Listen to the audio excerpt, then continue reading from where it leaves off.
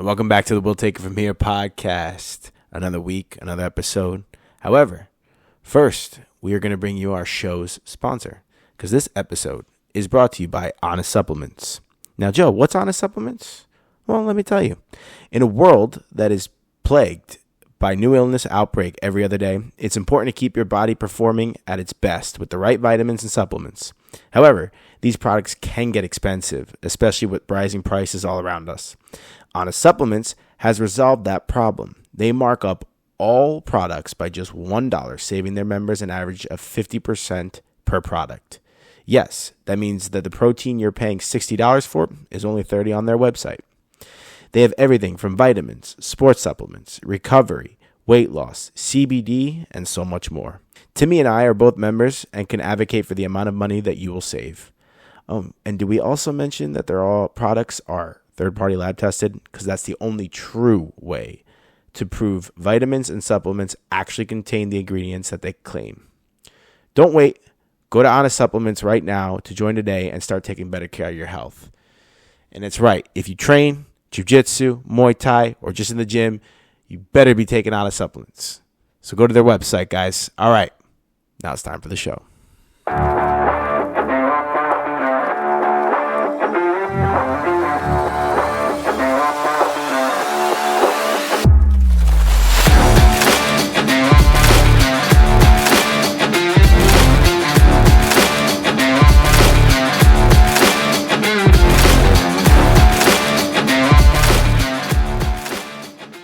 And we're back, folks. So We'll Take It From Here podcast, episode 211. Finally got it right without messing it up. For 3 episodes, I've been messing it up. Guys, you see, we have another guest here, and a lot of you who train at Pure MMA know who this legend is. So we're just going to get right to it. It's a show to make you think, entertain you. You're going to have fun. We're going to have fun. So welcome to the show, Mr. James Fox. How you doing, man? I'm doing good. Awesome. Hell, love it. Thank you for coming on, man.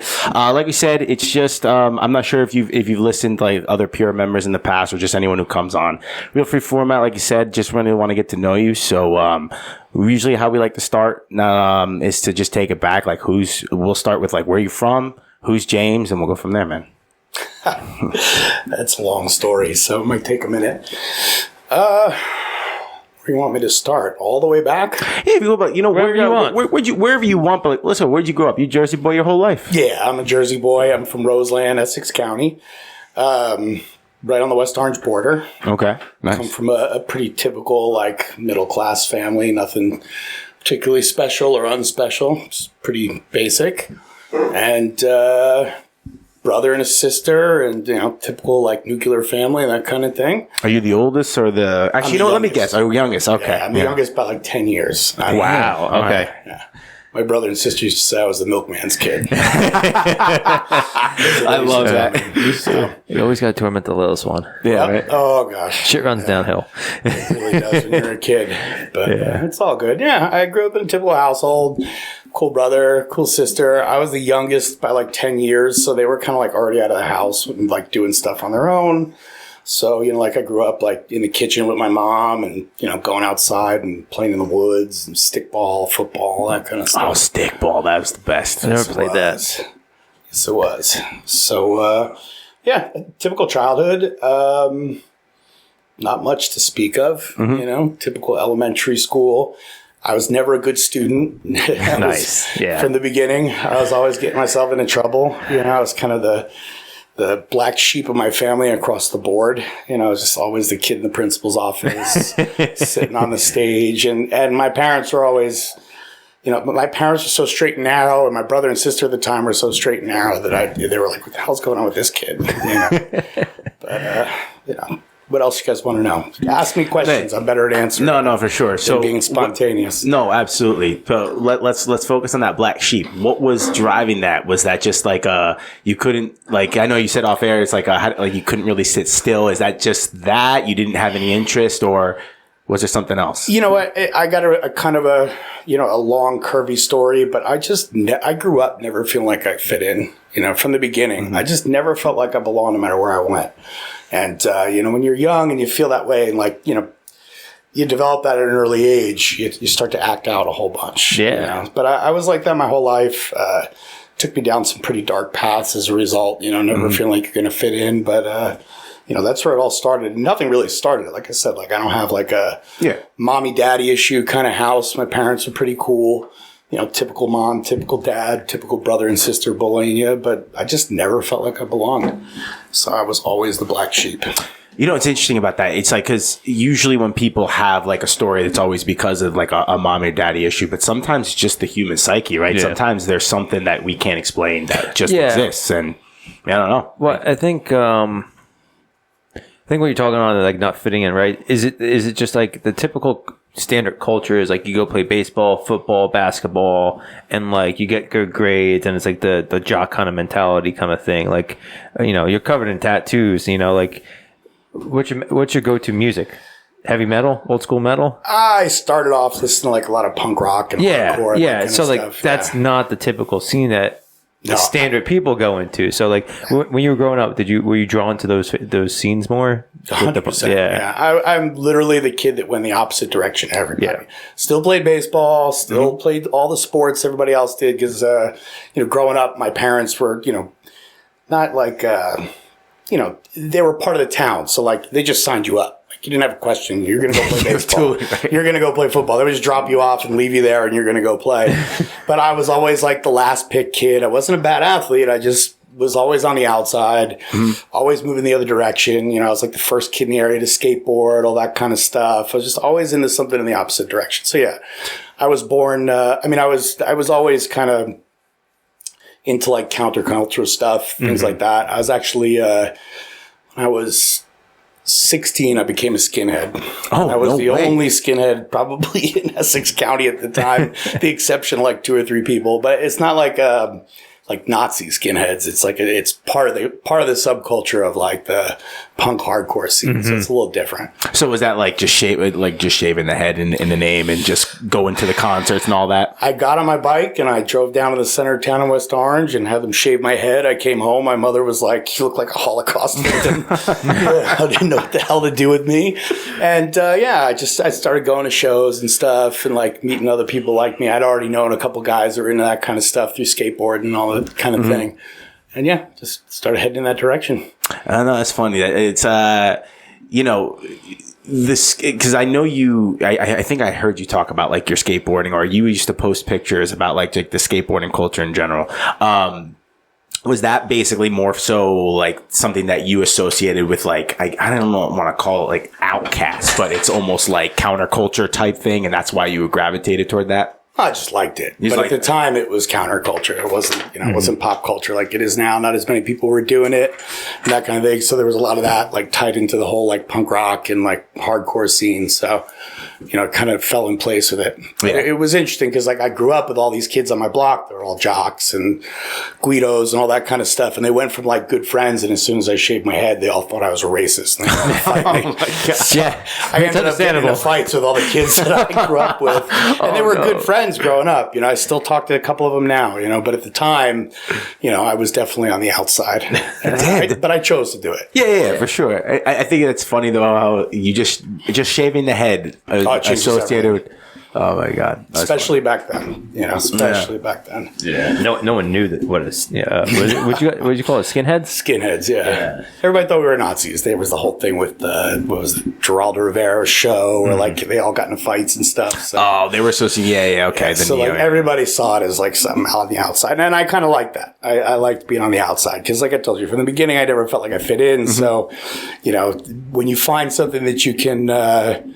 You can get into that's on the on the fringe, and you get comfortable there. Then you feel like you belong to some degree. For sure, it worked for me. Were you like going like between classes, just ripping like grinds on the rails or something? That type of skateboard, or doing that shit? I was smoking pot in the bathroom. that was the time. Let's be real. Yeah, amongst other things. That's great. That's great. It's the truth. Awesome. If I even went, I was literally like in junior high and high school. I would get my books at the beginning of the year. I'd put them in a locker. I'd take them out the end of the year. I was just a bad student. I started getting an education way later in life, but back then, I was nothing but trouble. Yeah, it wasn't what was driving you. You wanted the alternate lifestyle. Yeah. Well, you were living your own life, really. I guess so. You know, you learn everything in hindsight. That's usually your clearest vision, you know, and I don't regret anything I've ever done. I wouldn't do it any differently. Like, I appreciate the way I came up and how I went about doing things. But, you know, when you see, like, you know, when you measure where you are as an adult versus like the path you took it as a kid, you know, you start to see a little bit differently than what it meant to you then. You know, when you start to break it down, you kind of get to know yourself a little bit better. So, you know, my motivation back then was just, you know, strictly like to piss you off. You know, if you told me it was red, I told you that it was green, and that's just the way I wanted to do it. But I look at myself now and where I am in the version of me that exists today, which is probably the best version of me. And I look back at where I was as a kid, and I can see like some of the patterns that, you know, maybe it wasn't like, you know, I was very misguided. You know what I mean? And I definitely was not using my potential the right way, you know. But again, I wouldn't do it any differently. Yeah. You know? Well, it's like you, and I think you alluded to this, like what you did back then allowed you to be the person you are today. Right. Definitely. So, definitely. Yeah. Yeah. That's good. How did you get into, cause I mean, you know, you're a paramedic, right? Which is yes, badass. Paramedic. Yep. Badass. So like what brought you down to like that route? My paramedic story is not the typical paramedic story, just like everything else. Usually when you talk to people who work in emergency medical services, they feel like they had this calling and they wanted to do it. The truth of the matter is back then it was like the 90s. I was living in Lower East Side of Manhattan. I was working in tattoo shops, bouncing, bar backing, that kind of stuff all down through there. And I used to work at this one bar on 9th Street and Avenue C called 9C. And it was a real roughneck bar. It was pretty crazy back then. In any event, I would alternate between being a bar back and a bouncer, depending on who came to work that night.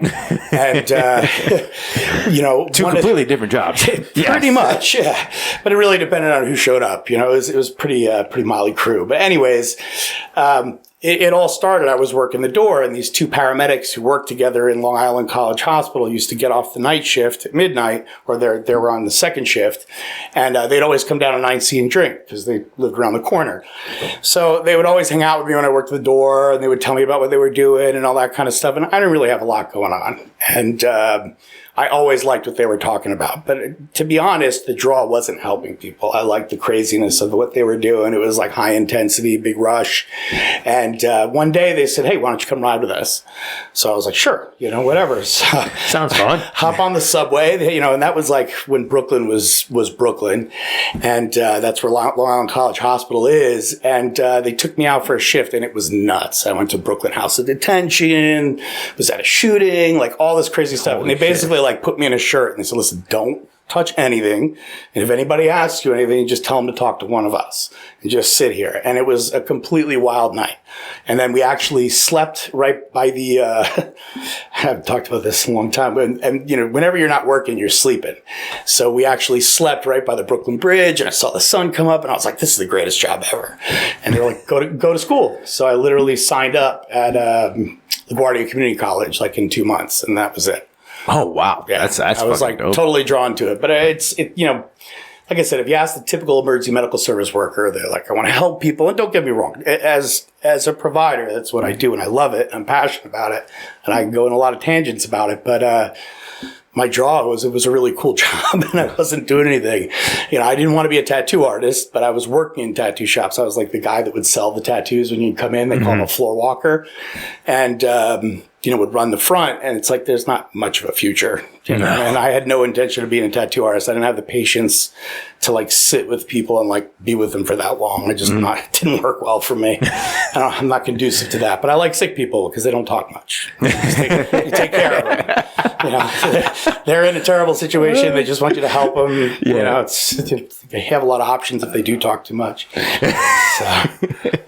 Yeah, so that's what got me into it. Yeah. And so what year was this? Was the 90s? That was 97, I think, when that was. Yeah, that was 97 or 96 when I started that path. Yeah. Oh, wow. And they, when you graduated and you basically got in and started the job, right? Was it the same thing? Like, you know how like sometimes people go, oh, this is awesome. And then they go, wait, whoa, this wasn't what I thought it was. Was it like, no, the first day you were like, yep, this is just like that night I did the ride? Oh, yeah. I fell in love with the career. Yeah. emergency medical services is the type of career. It's not usually seen as a career path. A lot of people do it to move into fire or to become police officers or to move into medicine. I love being a paramedic. I liked working in emergency medical services. I started off as an EMT and I wanted to work in the New York City Fire Department. That was like my dream job, and I got it right away. Got into the New York City Fire Department, and when you graduate, they put you in an academy, right? So you go into this academy. It's pretty strict. It's like almost paramilitary. You do PT every day, all that kind of stuff, and pretty heavy training at the time.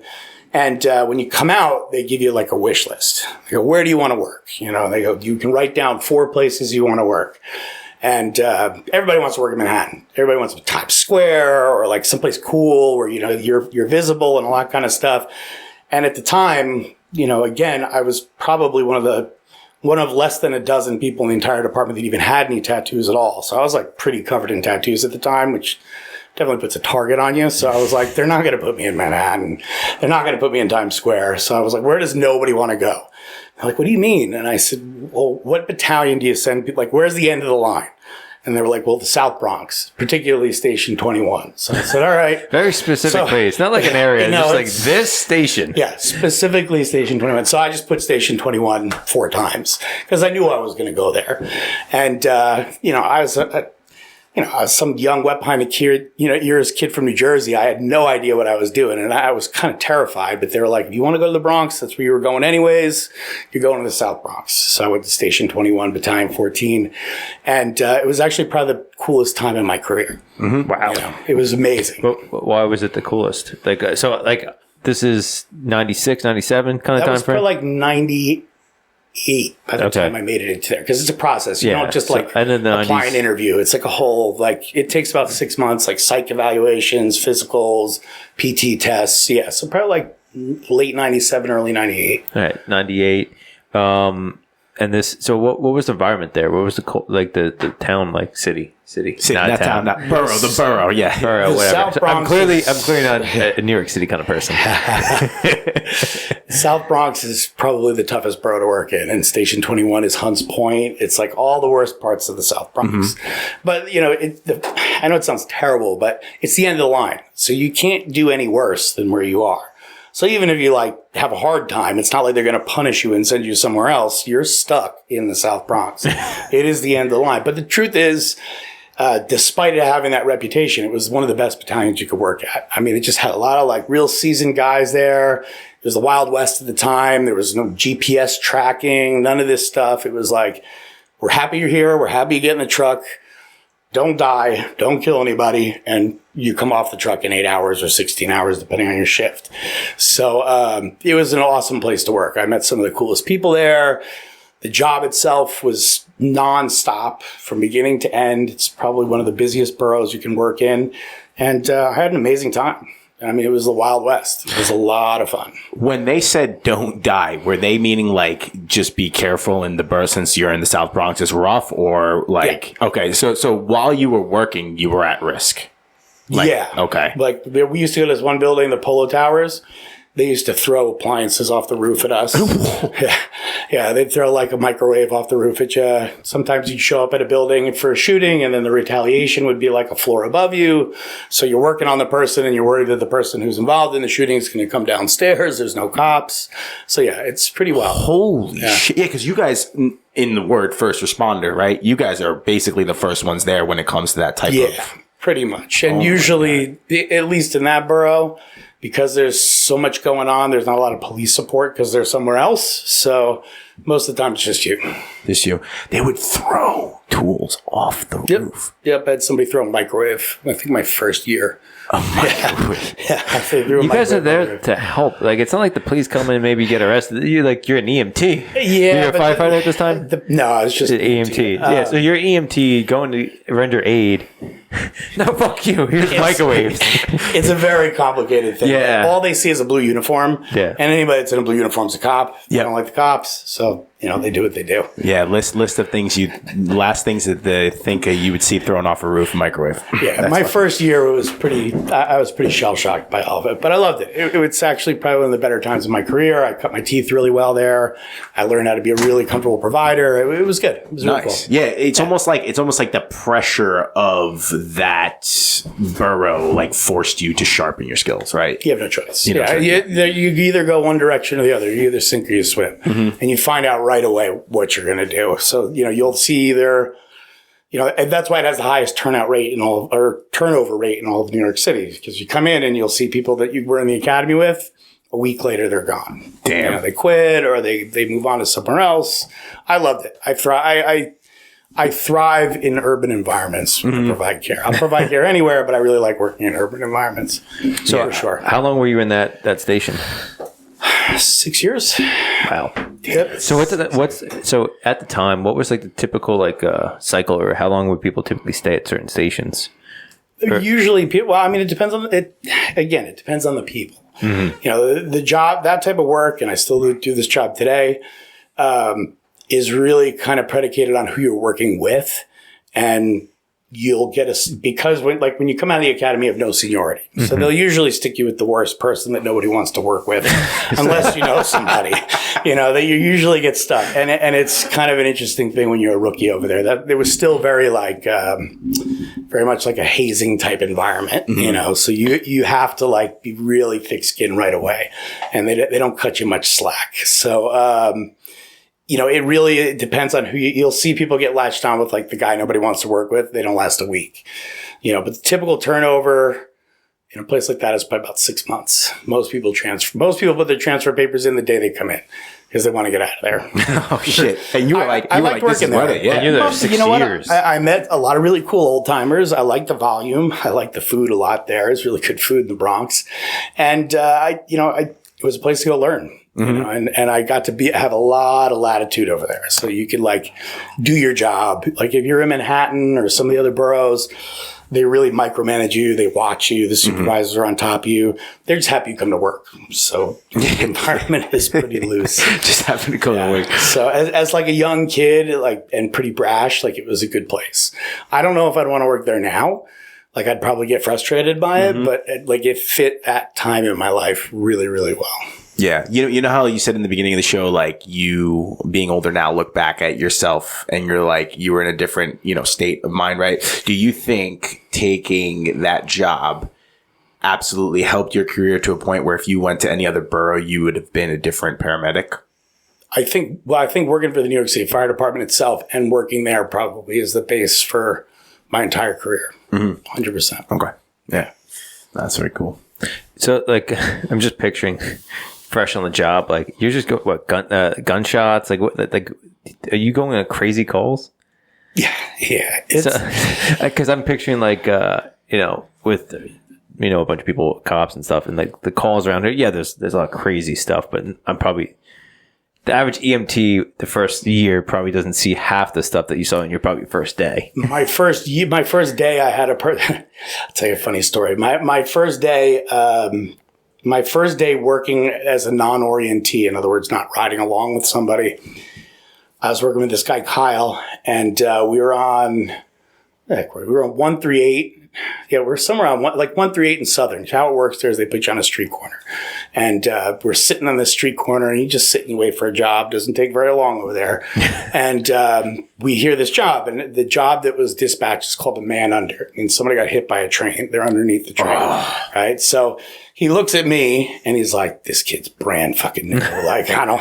And he typically, when jobs like that go out, there's always somebody else that wants that job. They call them hot jobs. It's a silly thing. But people want to jump on the crazy jobs. This guy looks at me, he's like, I don't want to take this rookie to this brand new job. So he puts it over the air. He's like, you sure you want us to respond? Trying to tell somebody else to take the job. And I'm like, what's the big deal? And he's just looking at me. He's like, be quiet, Fox. And nobody wants the job, which is very odd. So it was all the way up on the Grand Concourse, which, you guys don't know the area, but it's all the way on the other side of town. So again, it's really strange to get dispatched there. So anyways, we show up. It's a guy who was supposedly hit by the train. So you go, there's just lights everywhere, cops everywhere, firemen everywhere. It's really hectic. I'm literally my first day by myself, like just with this guy. And I'm basically shitting my pants. I'm just like, I don't even know what I'm doing. But anyhow, we get down there and it turns out the guy jumped in front of the train, but because of the gust of wind that pushes through as they come through the tunnel, it pushed him underneath the tracks because there's like a little covered section under there, like a ledge. So the guy's laying in there, like screaming and yelling and like covered in dirt and like totally out of his mind. And they look at me and there's all these cops and these firemen. They go, "Oh, you rookie, go get your uniform dirty. Go down there."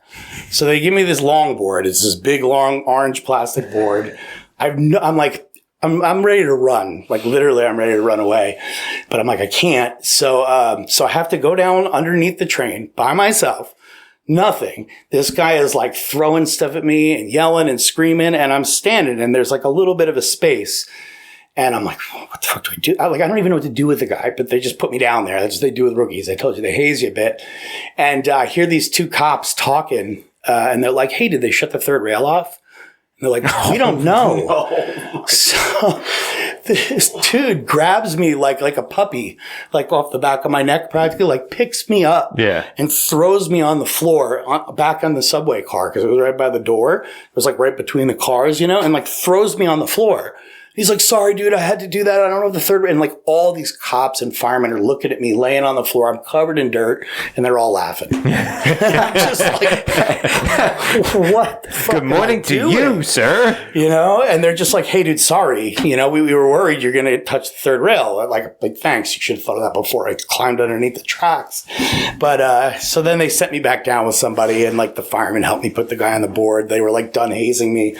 I was terrified. I wanted to go home that night. I was like, "You sure? You could probably move back in with your parents. Like, it'll be okay."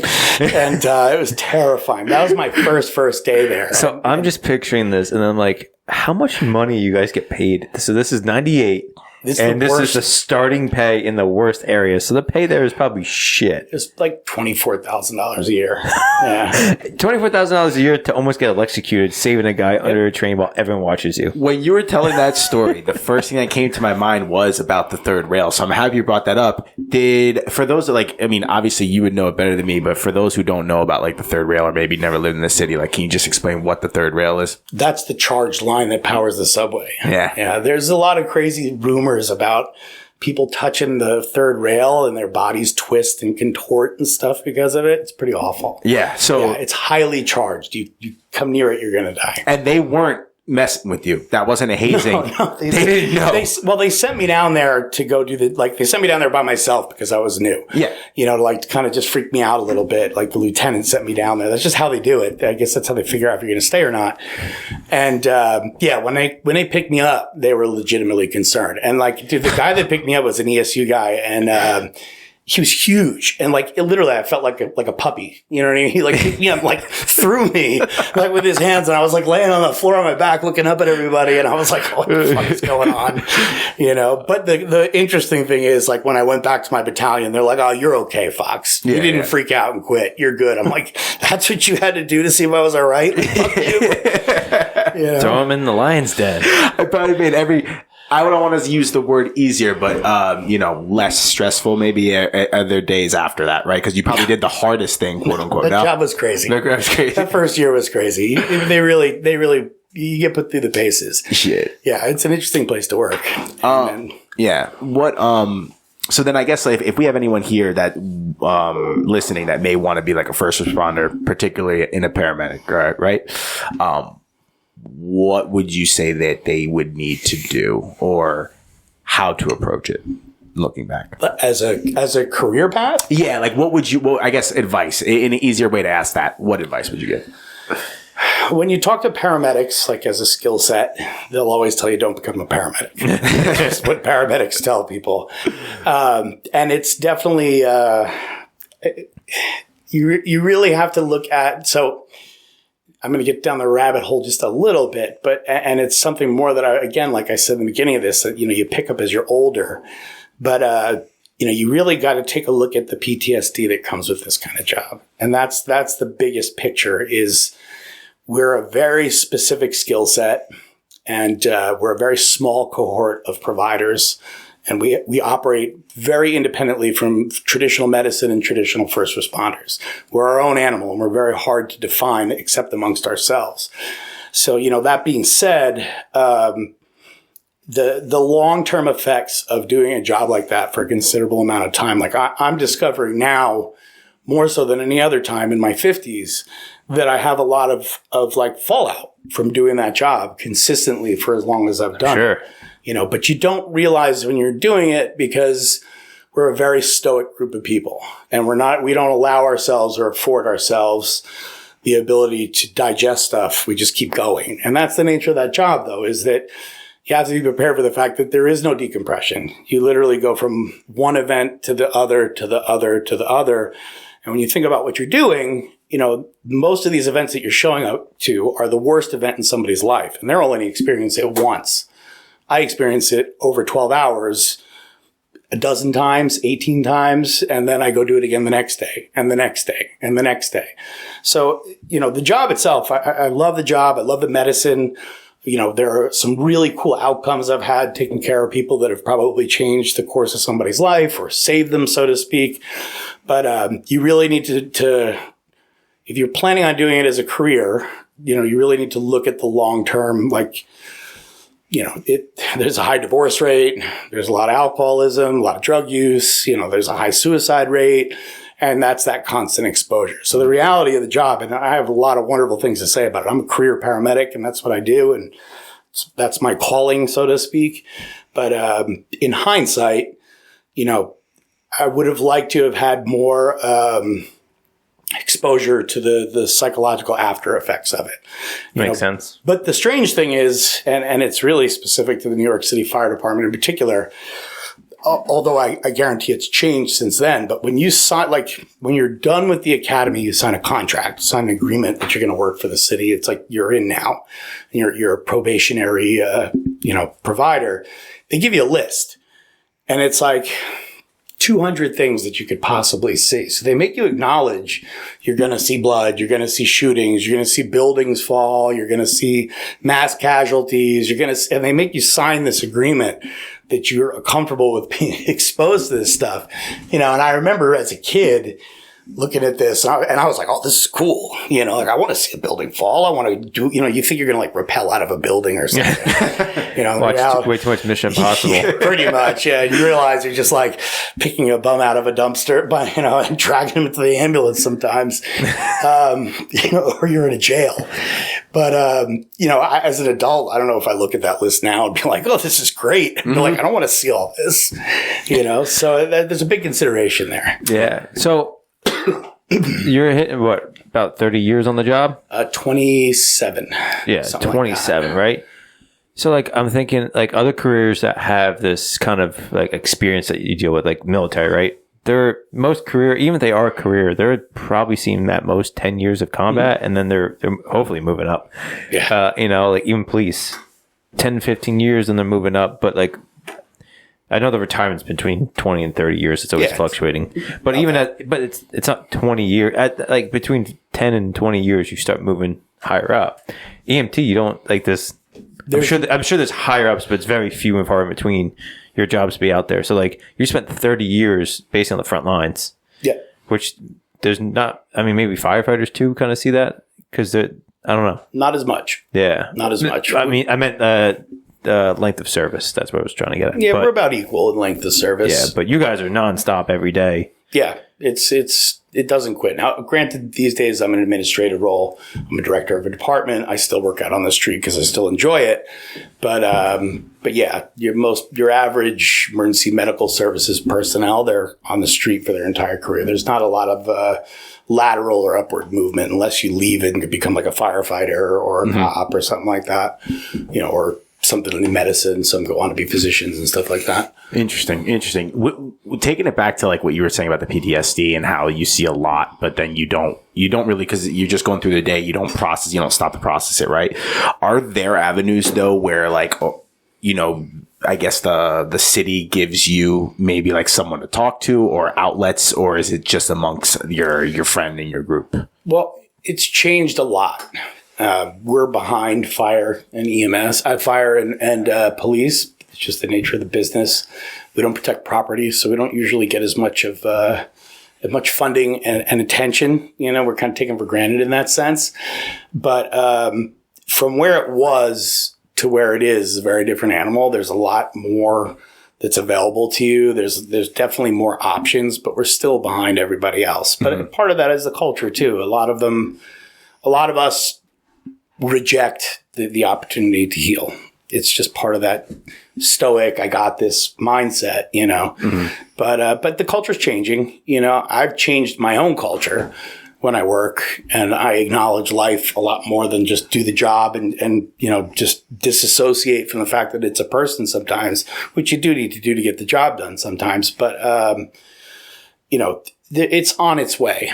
It's on its way to recognizing that there's this component that needs to be paid attention to. But again, EMS, I could talk for hours, unfortunately or fortunately, about it. But, we are, in some ways, we are our own enemies instead of advocates, where police and fire tend to do a better job of it, of showing their value. We more keep it inwards, which is somewhat to our detriment. Okay. Yeah. And you kind of said it in there too, is like, you guys are kind of stoic. Like, your job is to go and help other people. And like, with the police, you're helping, but you're also like arresting people. There's a lot of dynamic. This is very specific. We're there to help people. And like, in that of itself, is like, you're not going to go and brag about it. Like, you're on a call, like, not that the police and fire brag, but like, they have their police blotters, they have their notes and like tickets and all that stuff. No one puts out stats for EMT help and all that stuff. You can see your crime rates and all that. It's very obvious that the EMT stuff, it's like, you can't go and look up the stats of how many people you guys saved. I mean, maybe it's there, but it's not a thing people do. You can, but it's, there is, so the what you're talking about is a lot better, again, just like you said before about the other stuff. There's a lot of avenues that are much better about reporting that kind of stuff. But emergency medical services is really hard to define. Like, nobody quite understands what we do, but the people who do it. So, like, for instance, my current job is that I'm a director of a department, which is like the equivalent of a chief, I guess you'd say. And I spend probably 50% of my time explaining what we do to either the executive part of a hospital or a town. Like, it's very taken for granted. It's like, see the ambulance, person goes in the back of the ambulance, person goes to hospital, done. Oh, there's a whole mechanism that runs behind that. There's a ton of medicine. There's a ton of training. There's skills and standards that we hold ourselves to. There's an aeromedical component, but people, they look at it in a very like simple, like, it's an ambulance. You lay in the back of the ambulance and you drive to the hospital. As a paramedic, I'm a mobile intensive care unit. So we provide all hospital level care that an emergency room can provide, with the exception of surgical interventions. So that gets lost in translation. They're just like, what's the difference? See, I spend a lot of time validating what we do, even, to fire and police that just don't understand all the pieces that go into place to provide care. I have a buddy that works in Dover Fire Department, and Dover does a lot of EMT, right? So he tells me some stories sometimes about like when he's in the back and like, hey, all right, we're going to go to Morristown Hospital because it's the closest, and the patients be like, no, I want to go to this one. And it's like, all right, like you're making the job more difficult. There's just so many things, like you're saying, inside the truck that I'm sure that story doesn't even touch the surface that we just don't see. And I guess to some degree you're not supposed to. That's our job. Yeah. But where it gets confusing is like, when it comes time, like, again, I'm going to defer back to what I do now. When it comes time to get a new fleet, when it comes time to get something new for the pieces of equipment and validate it, it's very hard to get people to understand how to fund what we do. Fire department's very easy. You need a new fire truck. You look at the burning building that they put out and you go, okay, they put out burning buildings with the truck. Give them the truck. Give them the money. Give them this. Give them that. I show up and I need $1 million of monitors. Nobody understands what a monitor is. They don't understand that intervention is what saved their family, or recognized a problem they didn't know they were having and the value of it. Because you see a truck and you see lights and they just go to the hospital and the hospital does everything. But the truth is we do everything before the hospital. So a lot of what we do is lost in translation. Whereas like police, you see, well, look, they dropped crime. They arrested that guy. They saved this, We're very just like I said, it usually just boils down to an ambulance. You drive the ambulance to the hospital. It's a medical taxi. Essentially, yeah. Which when I worked in the South Bronx, we used to say, when you absolutely positively cannot afford a cab, you call us. That was our line for Battalion 14. We used to have a T-shirt with like a little taxi on the back.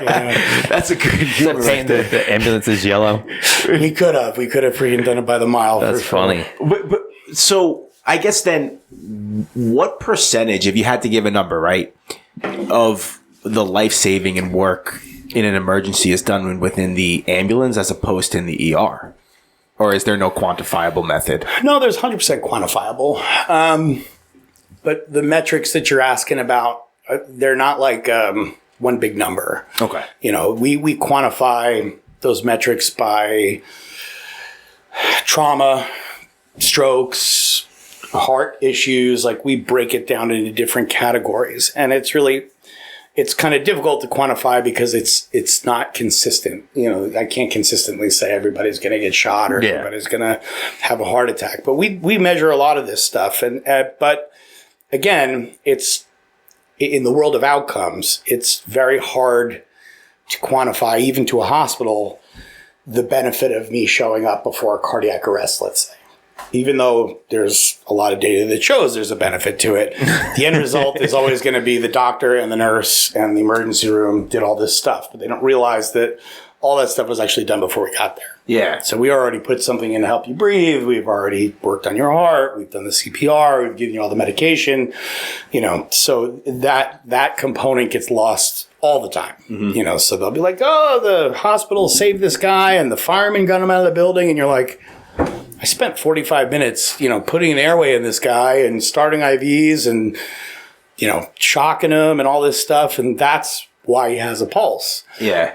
So a lot of it gets lost. A lot of it gets lost. I mean, you could look at it in two ways, right? And I'm sure, correct me if I'm wrong, but you could look at it in the way of like, all right, this is my job. This is what I signed up to do. But at the same time, it's like, oh, that's frustrating. That's frustrating because there's so much that's going into this field. And I'm trying to tie it back to like how it's frustrating because of the funding too, because now no one understands. I don't need you to understand. My job isn't to make you understand unless I'm trying to better my department. Yeah. So that's the frustrating part of it. Is these guys are underpaid, they're overworked. The hospital, we are, we don't protect property. We protect life. Life is a very different perception to people than property. That's why. You can't put a number on, like, a building's $1 million that could have crashed down with the fire department. Say the person's almost had a heart attack or almost had a heart attack. You give them CPR. It's either they're dead or they're alive because you gave them CPR. But how do you put a financial number on that? Well, there are financial numbers on it, but the hard part is that when they get the bill, they don't want to pay my part of it. Yeah. They're like, oh, it's just a ride to the hospital. And you're like, are you kidding me? Like, we just put about, $50,000 worth of devices and medications and service into you. This is not just a ride to the hospital. They all dispute that bill. If that's the case, call Uber. Yeah. Drive yourself. It's wild. I never thought of it that way. I never thought, because you always hear about, the ambulance bill is a lot of money, but I never thought it was because of everything else that you were doing in there. The bill is not. It's not the ride. Yeah. I mean, part of it is, but we're not. It's minuscule compared to having professional technicians in the back that are identifying your problems. And trust me, the emergency department is much happier when I'm there versus when I'm not there. Yeah, because the majority of their job is done. Mm-hmm. From there, it's a very different case.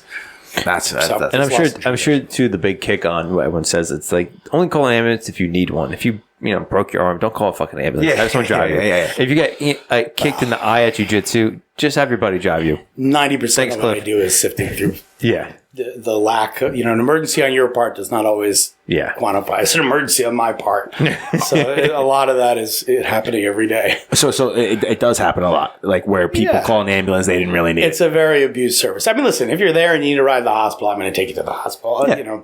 But the reality is the great majority of the time the system is taken advantage of. Like people use the service, especially the 911 service in particular, because there are other branches, is definitely misused quite a bit. It's all right though. It's funny you say that too, because like some people are just like ignorant on what an actual emergency is. My wife, she'll get phone calls. They'll get calls in her department. And it's like my favorite. Someone called from a dead squirrel on the sidewalk. Like, what do you want us to do about it? Like, that's what animal control is for. We don't pick up dead animals. Dead like squirrel on the sidewalk. Yeah, they call the police department. It's like. So like calls like that. So I can't imagine what it's like.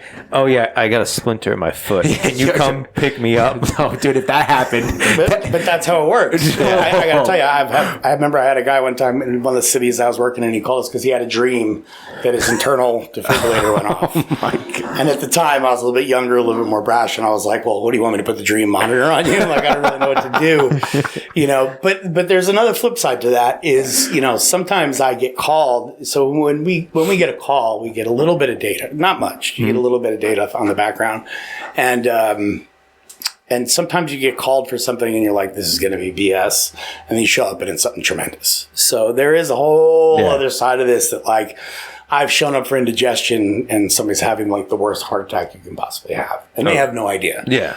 So there's this there is like this serious note to it. Like, yes, the majority of what I get called for and I show up, I'm like, you really don't need paramedics right now. Yeah, probably didn't even need an ambulance because I don't drive an ambulance. I drive like a response car that's packed with equipment. So we just basically hop onto ambulances and piggyback into the hospital.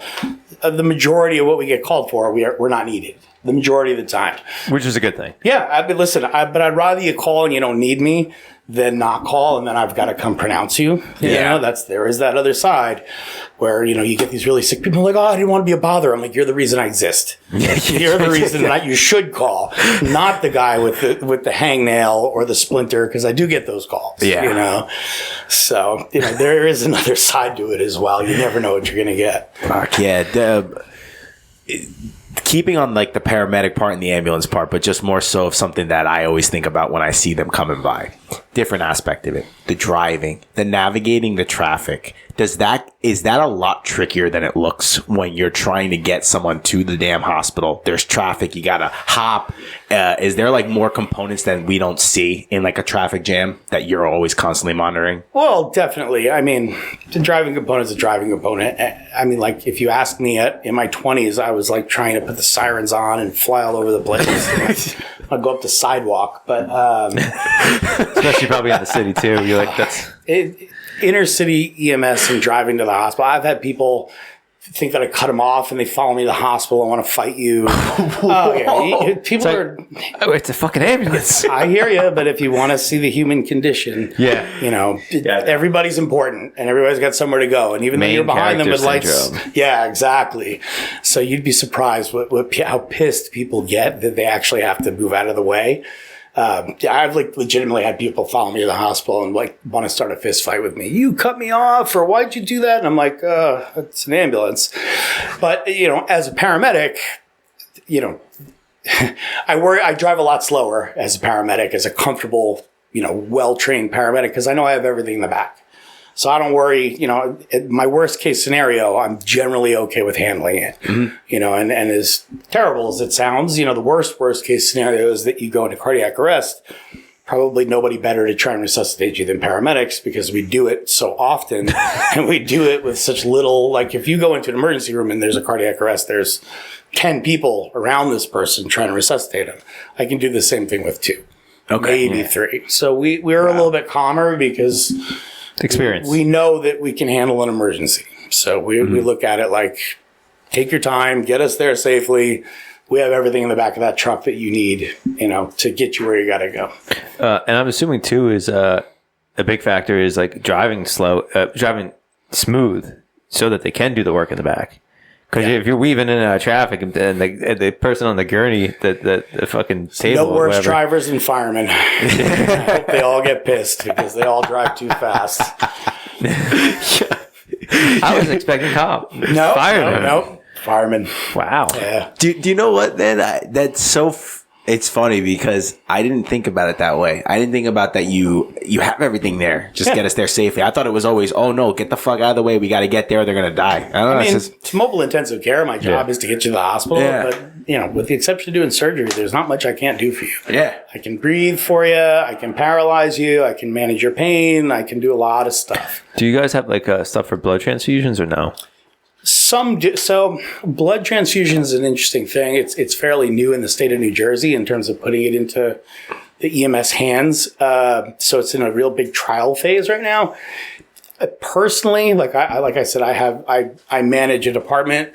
We don't use blood transfusions. We found that the time it takes to get to a hospital is better than running a transfusion. Mm-hmm. The other problem with us and blood transfusions is blood only stays good for a limited amount of time. Yeah, that's what I was asking. You know, we're always concerned with the waste, and if there's probably a place that would get wasted, would be with me. So it's available. It has its place, like air medical groups that have to fly great distances. If you're like in a really rural environment, like you're in like say Vermont, you got to drive like 30, 40 minutes. But in New Jersey, I'm at just about any hospital within 15 minutes or less. Oh yeah, I wasn't sure with how calls were, especially like back to like when you first started in the city. There's a lot of shootings and stuff. So you know, I was thinking like you got mass bleeding and they're really low or whatever. But I guess the hospital's still relatively close. Especially in New York City, you're still in store away from just about every hospital. I'd say it's like 5 minutes to any hospital. And in the time it takes you to run a transfusion, you can be there for the most part. A lot of it's bleeding control, that kind of stuff. Yeah. So, I mean, blood has its place, but we don't like... It's not something that is in this area. Not widely. I imagine it'll become a little bit more of a standard practice in the next few years. But even then, you know, you have to really consider blood is a finite substance, you know, so it's not something that, you know, is readily available. So you have to be really careful with the stock of it. And like I said, it only lasts generally like 2 weeks. So, you know, you want to spoil it. Yeah, that's curious. Like, how do they... All right, guys. So I don't know what the heck that was, but apparently that was the very first time we had a computer storage, which I thought I deleted everything, but it stopped. But we're good. We didn't lose anything. We're back. And we were talking about the paramedics. I don't remember exactly what we were talking about, but it's good. It was a lot, a lot of good stuff. Let's take a little segue. Let's just segue into it, right? Let's make it a very awkward and not natural segue. Band-Aid off. And it's not like all the shit that you were saying with the paramedics, fucking awesome. Learning a lot of stuff that different types of viewpoints to look at that I didn't consider before. Cool. However, you did say something when you were explaining about how you became a paramedic and that, you know, we know that you were on Ink Master when it regards to tattoos. So let's take to your tattoo era, right? Of how you got on TV with that, because that still is a famous show or was a famous show. I still work on it from time to time. No way. The show's still on? Yeah, they're in. They do like a streaming version for Paramount now. Oh, cool. Yeah, That's it's awesome. a little different than what it used to be, but they still do it. Yeah, I was doing it last year. So that is actually pretty cool. So how did that all get started?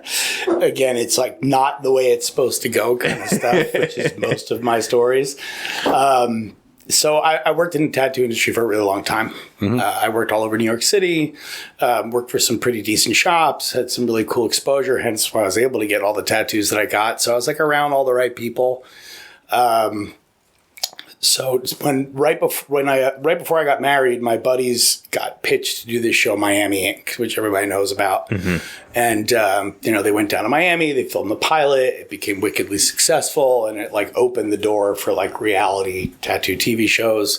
All those guys all the guys that were on the show, with the exception of like one or two, were all like, you know, in my wedding party, that kind of stuff. No way. Yeah. So like I was around all those guys. Crap. Yo, they're all like my old roommates and stuff and good friends. And I'm still friends with all of them now. So Miami Ink. Yeah. was your wedding party? Yeah. Pretty much. I know you were on Ink Man. Except for Chris Nunez and Yoji. Yeah. So Garver, Darren, and Ami were all at my wedding. And that's how I know all those guys. Like I know all of those guys, and we all like kind of hung out together when they were living in New York City. They were roommates. We all hung out a lot together. Anyways, they went to go down and film the pilot. and became wickedly successful. They went on to be like, superstars with all that kind of stuff, did really, really well. I stayed in contact with them through all that, but I was busy getting my career going in paramedicine and going further in that, and I had no place in that. So anyways, you fast forward a little bit. They were really successful. The show ends. I was in a really weird transition. So without like going too far down a tangent, going back to, I guess, to PTSD and 9/11 and all that kind of stuff, I started drinking heavily and I started using drugs and that kind of stuff. And I went down a bit of a rabbit hole and I had to reset everything. So I wasn't working at the time as a paramedic. I was working, like teaching, working like little odd EMS related jobs and that kind of thing. I was right between careers, and I hadn't talked to Ami in a long time, and he was like, "Hey man," he's like, "I've been looking for you." So he reached out to me and he's like, "Oh, I'm doing this show called New York Inc." So they were doing like a spinoff, I guess, of Miami Inc. Mm-hmm. And he's like, "I need somebody," because like I told you guys before, I used to have a role. Most of my career I wouldn't call it a career. Most of my time working in tattoo shops as a floor walker. So I was the guy that made the tattoo artist money. Like you come in, you want to spend $200, I want you to spend $600. And I would sell you the tattoo, and I could, control the ebb and flow. So I was really good at that. I did really well with it. And as a result, I had a good reputation. So he was like, "Hey man," he was like, "I'm doing this show, New York Inc., and I need somebody," because it was a weird setup, because it was like a TV show, but then it was a regular running tattoo shop in Soho. So he's like, "I need somebody to run the tattoo shop. So you're going to run the tattoo shop, you're going to sell the tattoos, and then we're going to do the television show." So it was kind of weird because there was like a whole television show, but at the same time, there was like a business operating right underneath it. But, that's how they set it up. And I was like, all right, cool. I wasn't making a lot of money at the time. I was doing whatever. So I did the show. I was a terrible fit for Soho. I'm not a Soho guy. I'm a little bit more rough around the edges. So, you're dealing with like the generation of tattooing that I came up in selling tattoos was it was still kind of subculture. So it wasn't pop culture just yet. So it was like the only people that sought you out and went to these types of shops were tattoo collectors and like people into that culture. So this was like already after Miami Inc. There's Pinterest, all this, like the tattoo culture had changed, but I didn't change. I was still like, take it or fucking leave it. Like, sorry, I'm not fucking doing that tattoo. You're going to get this. And that used to work really well, but it didn't work really well in Soho. So I got fired. They got rid of me. They're like, "We love you. You make the guys money, but we get a lot of complaints about you, because I'd tell people off. Like I came from like the real, like the tattoo culture that existed. Yeah. Where it was like, it was very different. These were people that like watched Miami Inc. and they're like, "I want a butterfly the size of a quarter, and I want my kids' names in the wing." And I'm like, "Sorry, you can't do that." And they would want to fight with me, and long and short, they let me go. But, which in hindsight, I was okay with. I didn't really care for it, to be honest. I love the opportunity. Anyways, how it works with television is like there's the main company like Paramount that owns it, and then there's production companies that make the show. Mm-hmm. So the production company that made the show was going to do this show Ink Master. So they did the pilot, and and they started a season, and I guess the girl that they had on the show to do kind of my role, like really screwed up. Like she almost burned the place down. It was pretty bad. Shit. Yeah. So they're like, "You work in emergency medical services, like you fit all these different bills. Do you want to come check it out?" So I was like, "Yeah, sure." I figured I'd do like one season. I'd be able to say that I was on TV or help with a TV show, and I could just add it to, the long list of stories that you have in your life. So I said yes, thinking I'd only do it just a little bit. And it turned out like I created my own position in television. There'd never been somebody who was like a tattoo subject matter expert / emergency medical person. So I'd end up helping them consult with like how to do stuff, keeping things sterile. Like I knew all the equipment. I knew like what all the artists would need and stuff. So like I built all, like when they would build the set, I would stock all the trays, make sure everything was clean, all that kind of stuff. And I'd be like liaison for the artist. So like if you're working and you need something, they have no idea what it is. You know what I mean? So they'd be like, "James, go in there and talk to him, find out what he needs," and blah, blah, blah. And then just the same, if somebody passed out on the set, they would put me out there, which was nuts because the first time I did it, like, they didn't really tell me what to do. They're just like, here's a mic, go with it, go on the set. I was like, what the fuck are you guys talking about? You know what I mean? Like, and they just like go. And then like the camera is like right on your face the entire time following you in there. Now, I've never been on television. You know what I mean? Like, actually, if you go back to my EMS world, like, you're taught to never look at the camera and to not talk to anybody, so it's really different. So like the first time somebody passed out, they're just like, here's the mic, go on set. You're like, so they wanted you to be the EMT, basically. You were given medical attention there? Yep. But the camera and the mic. With a camera and a mic and also like the tattoo stuff. It was a really interesting dynamic. But the cool thing was, like, I ended up carving out like a really cool niche there, and I ended up doing all the seasons. Mm-hmm. And I'm all over the show. Like, if you ever watch like the in-between stuff, like when they go to commercial and you see somebody like, taking off a pair of gloves, it was my hands, because I was like the only person that knew how to take off the gloves. Yeah. I was the only person who knew how to use the machine, because the television people are not tattoo people. They know nothing about tattooing. Matter of fact, like when we started, it was just like they had no clue, short of asking us. You know what I mean? So they knew how to make a television show, but like the tattoo side of it was completely bizarre to them. So we were the interaction between it. And as a result, I did every season with them.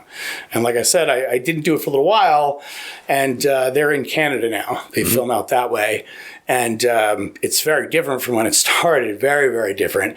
But nonetheless, they brought me out there to like consult on the medical stuff and like help set up some stuff for That's cool. The episodes. Yeah, it's a really cool thing. Like I said, I never intended to do it, other than like one season, and say, yeah, I was on a television show once. And then I ended up becoming pretty much an integral part of the show. It was That's cool. fucking awesome. Yeah, so it was neat, man. We did like the finales at like, Manhattan Center, and you're like on the stage and making everything work. It's just, I never would have thought I would do something like that. But in the end, it was really cool. Probably one of my cooler experiences. Yeah, I'm just thinking back to like how we started this podcast, like, like the outcast kid growing up, just always getting in fights, like not even grabbing your textbooks out of the locker, and now you're on TV being the consultant for medical supplies, right? Yeah, like full end of the spectrum. The coolest part about that was, I came from a real conservative culture growing up. My parents were very straight-laced people. Like, I never, like, they were not showing me to anybody. You know what I mean? and like, see, like the first time I got a tattoo, my dad was a really nice guy, real gentle guy, probably hit me 3 times in my life. One of the first times he ever hit me, or one of the second or third time he ever hit me, was when he saw my first tattoo. Yeah. Like, they did not like that. They're like, you're never gonna get a job. You're going to be you're going to freaking be homeless. Like, I was a pariah for doing that. And then I ended up on this TV show, and my dad was an attorney for like firemen and that kind of stuff. And like, he would show me off. Yeah. He'd be like, this is my son, all these cool tattoos, and he's on this TV show, and I'm like, you son of a bitch. You smacked me for this. You picked on me for all those years, and now you're showcasing me like I'm somebody special, Fuck yeah. It was like a cool comeuppance, but at the same time, I was like, you bastard. Dude. I told you it was cool, Dad. I told you it was going to be fine. That was my favorite part of it. They would like, he was always just like, you and these tattoos, I don't understand, Nobody in the family has tattoos but you, and now like I'm pop culture. Dude, I fucking love it. It was pretty cool. Yeah, it was actually probably crazy. You saw basically not the start of tattoos, obviously, but like that was kind of like, what was it? When was your first tattoo? What year do you think? Early 90s? I got my first tattoo when I was 13. Holy shit! Yeah. Wait, what? Yeah, my dad had an office in Newark, and there was a place on the other side of the bridge in Harrison. Okay, yeah. And I don't know, was I working for my dad at the time? I might have been like a runner, like I'd go get them food and something like that. They'd throw me a couple bucks. And I walked across the bridge, and what the hell was the name of the tattoo shop? God, I'm getting old. I can't remember anymore. It doesn't matter. I walked across the bridge, and I got an American flag tattoo on my shoulder, and it was like completely botched. The guy was like, can you sit here? And I was like, yeah, sure. And he was like, oh, then you're old enough to get tattooed. Yep, 13 years old. Shit. That's a badass tattoo to get, American flag. Yep, I got American flag, but it was botched. It had like 4 bars, like 6 stars. It's covered up now with like a dragon or something like that. But at the time, I remember like I sat for it, and I got it done. And I remember walking across the bridge, and I was like, you're a man now. I didn't know what the hell I was doing. That's fucking hilarious. How was that, getting your first tattoo? Like, obviously, you're covered in tattoos now, so it's whatever. But, like, that first tattoo, were you like, man, this fucking hurts, but it's awesome? Or is it like... I just thought it was the coolest thing ever. I was one of these weird... Like, I always wanted to get tattooed. I never, like... I always wanted to be covered in tattoos, which again, I didn't grow up culturally with anybody that was tattooing. It wasn't around me. I just was like, I'm going to do it. Yeah. And that was it. I know you have, I don't know if you probably get this question all the time, but like, what is, if you have one, your favorite tattoo, right? Like the quintessential question. I honestly, I kind of like all of them. All of them? I really do. The ones that I probably like the most is I had a bunch of like hand done ones, like they call it tabori, the Japanese style, where they poke it in. Like I really like those just because I like the images and like the experience was really cool. And of all of them, those are probably ones I favor the most. I really do like them all. I'm very novice when it comes to anything tattoo related. What's the difference between tabori, the poking, and traditional, I guess? So, like, I mean, it's basically like Western versus, you really couldn't even call it Asian because there's a lot of other cultures that do it. But the ones that I got in particular were Japanese style. Western style tattooing is done exclusively with a machine. It's even evolved since then into like different cordless machines and stuff like that and pens and stuff. But like typically Western tattooing is all done with like a liner and a shader, like two different machines that are tuned to do two different things. Whereas tabori, and it also depends on who you get them from. If you go like super uber traditional, it's all done by hand, including the line work, which is very time consuming. Yeah. And then, all the shading is done like with like a stick essentially, and they poke it in. Oh, wow. Yeah, they're two totally different experiences, but they're really cool. That's pretty dope, actually. Old school. So I think the question I was trying to get at, which I botched, was so like at 13, what was this, 90s for you? Yeah. Okay, so from 90s when no one was getting tattoos, you had to cover that up. I remember growing up in high school, it was like you get a tattoo, you got to make sure you can't be seen at all. Yeah. And now, like, everyone has tattoos, like sleeves, like it's common culture. Like, I don't want to say that people are commonly having face tattoos now, but it's definitely, unfortunately, they are pretty fucking common. Like, I haven't seen. I actually can't stand it. Yeah, it's disgusting, personally. Which is hilarious because the culture that I came up in with tattooing is very different than modern culture tattooing. I mean, now they'll put you under and do your whole bodysuit with an anesthesiologist. Oh, what? But there's a lot of crazy stuff in tattooing now. But like when I was getting into tattooing and when I was in tattoo culture more formally, you didn't get your hands or your neck or your head tattooed unless you were completely covered in tattoos. And even then, a lot of guys wouldn't do it. Most tattoo artists wouldn't do neck tattoos. The only time I saw face tattoos, we used to have we just call them like summer punks and squatters down the Lower East Side. Like they're all like junkies, you know, and they'd all have like their faces tattooed. Like they wanted to be on the outskirts, and that's the way they did it. But like the tattoo shops that I worked in coming up, like you didn't see hand tattoos, you didn't see neck tattoos, and if you came in and you weren't fully tattooed, like from wrist to ankle, nobody would tattoo you. Mm-hmm. They wouldn't tattoo your head or your face. So like for us in like that culture, even in tattoo culture, it was a taboo. Like we didn't do it. It's just something you didn't see. Now you see the opposite. Now you see people that have only in their hands, their neck, and their face tattooed, and then they take their shirt off and they don't have any tattoos. Mm-hmm. And where I come from, that's kind of like a punk move. You know what I mean? Like you're supposed to do it the other way around. So it's like a code of ethic. You got to earn that. It's like a subculture code. But now it's so commonplace, and everybody tattoos. So it's like, well, this makes sense why you were telling the Soho people no on the stuff. Now this has come full circle. Oh, that's funny. Fuck. It's the truth. So 90s, it was like you really had to be wanting a tattoo and be in that culture. It was still in a place where like it would stop you. Yeah. Like you couldn't get certain jobs. People would freak out about you. I remember being like in the summer on EMS jobs and people wouldn't open the door because they thought I was a criminal. Really? Yeah. All like, it was still like biker, prison culture, that kind of stuff. So you really didn't see a lot of it. I know because you, I know you went to Japan in the past like couple of years, right? You were in Japan? About 3 years ago. Were they busting your chops about the tattoo? I know they have a strict tattoo culture there because it's like Yakuza. Well, not anymore. Not anymore. It's pop culture there also. There's still a lot of tradition. Like my experience with Japanese culture is there's still a lot of traditional taboos that still exist. So like some of the bathhouses, they won't let you in if you don't have if you have tattoos. They still won't let you in. Mm-hmm. But it's such a global culture now that it's far more accepted than it was back like when my friends would go to Japan when I was a kid. Like it was still like, not so like Yakuza, but it was more like a lot more formal, a lot more organized. Like, and if you did it the wrong way, you were going to have a bad experience. You know what I mean? I heard, I don't know if it's true, but in Japan, like even the gyms, you have to be covered. You can't have tattoos showing if you are working out. Every hotel I stayed in had a gym and I worked out. Nobody said a word. Yeah.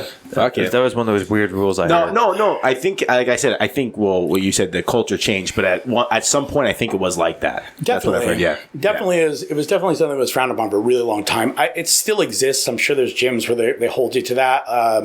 I think like for instance, I think in the Kodokan, which is like the birthplace of judo, you can't go on the mats if you have visible tattoos. Really? Yeah, I'm pretty sure. So there's like a lot of old school tradition that still holds true. I'm not 100% about that, but I'm pretty sure that's the case.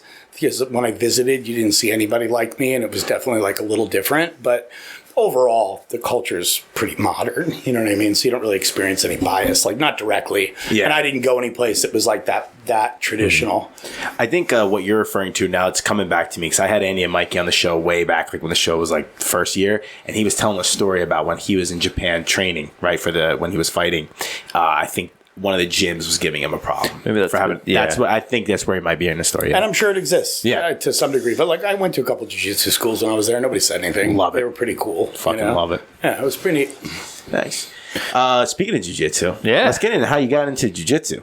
Because folks, Fox is a black belt under Mikey and Andy at Pure.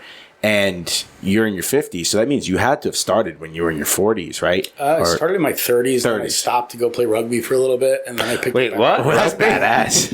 Yeah. No, I was living I've been all over the place. I lived in New York City for a long time, and then right after 9/11, my girlfriend at the time, who went on to be my wife, she started having respiratory problems. She was also a responder down there. And we moved to Vegas for the climate and just to be crazy. You just like literally resigned and picked up and moved. Nice. I was all over the place, you know. Anyways, we were living in Vegas. A couple of the guys that I worked for in the tattoo shops were around Gracie Jiu-Jitsu. I had one roommate who was a tattooer, this guy Troy Denning. He was big with Half Gracie. So like when he moved from California, he was my roommate for a little while, and he like brought all these Gracie tapes. It was like Gracie's versus the Landscapers. It was crazy because I guess they used to have an open challenge there. Like anybody could go challenge the Gracies. So they had actual like VHS footage of like people challenging the Gracies. And I watched this stuff and I was like, this is amazing.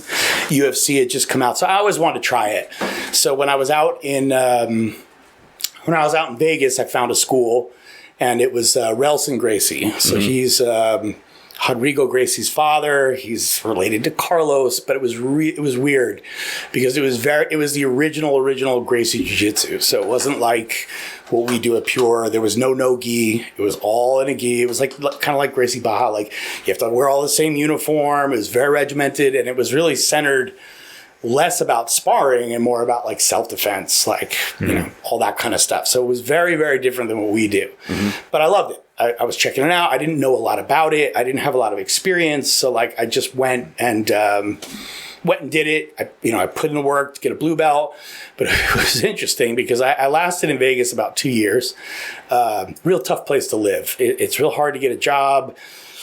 I was working as a bouncer there for the most part, like a bouncer and an EMT. It was nuts. So like you would literally beat somebody up and then you would bandage them up and the police would come arrest them. Yeah, it was a really, really weird. I worked this place, the beach, for a long time. At least you were getting clientele. Yeah. Well, it was kind of cool because they would teach me like a judo throw and I would try it. It was really that kind of place. Like people would just want to fight you. It wasn't even like I was a bouncer in New York City. I don't think I punched one person. I just like would take somebody to the door and just push them out the door and go back upstairs, or if I was working the door. But in Vegas, I'd be like, sir, can you take your hat off? And like the guy would just swing and just start attacking you. You're like, all right. So, we'd end up fighting, and then I'd, end up bandaging him up or give him an ice pack, and then the cops would come.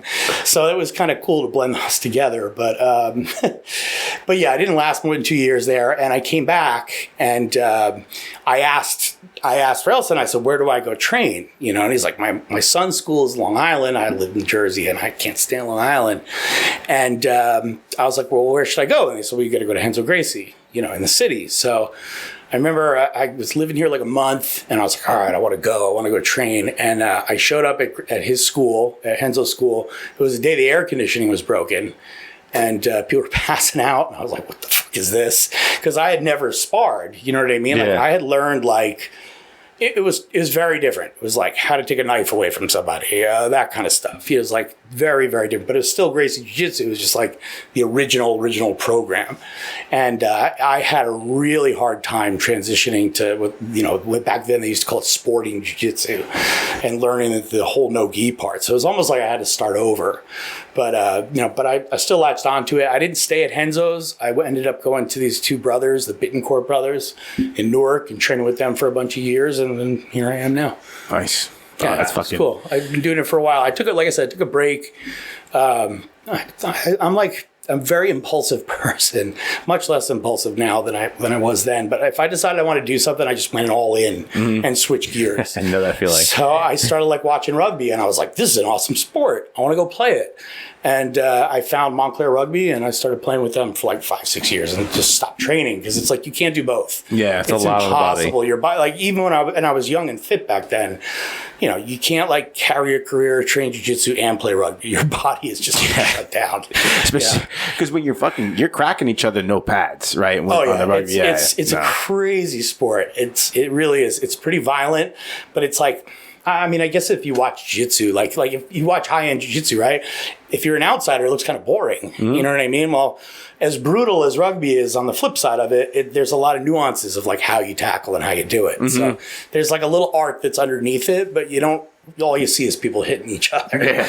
Yeah. But it's a brutal sport, so you can't do both. Yeah. And it's funny, you just said it's a little art, and I don't know why it came to my mind, but your life has been an art. The tattoo, helping people, jiu-jitsu, rugby. It's all about the little arts that no one really thinks about, with the exception of the tattoo. That's right there. It wasn't at the time, though. Yeah, it wasn't at the time, right? Yeah. That's interesting. Yeah, no. Fair enough. And at Pure, I guess that's when you just, everyone, we go there. We're biased, but I don't give a shit. Shout out Pure. 100%. When you're there, you fell in love. You're like, I'm just going to stay here, and that's it. Yeah, best culture I've ever been around. Mm-hmm. Hands down, the best culture. I could be a ridiculous poster child for that place. I love it. We've got the best culture around. No question. When you came over to Pure, what belt were you?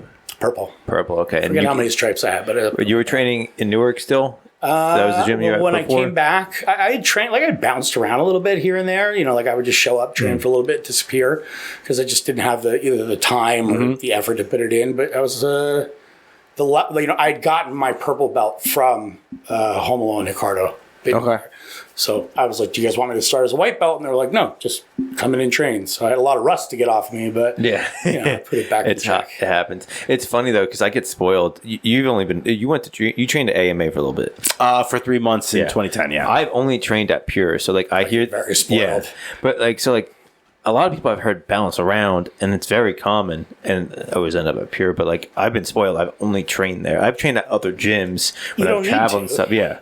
With the exception of Renzo's, where there's a large body of people, I mean, the school that I spent the meat of my training in, it was the same 20 people. Yeah. So you only get to train with the same 20 people. That's it. And of those people, there's probably only 6 or 7 that are regulars. Mm-hmm. You know what I mean? So you really kind of not only have to, but if you want to get better, you have to go to other schools, because everybody ends up knowing everybody's game. Yeah. And that's it. You know what I mean? I saw a post the other day, there were 30 people at a morning class. Yeah. My school didn't have 30 people.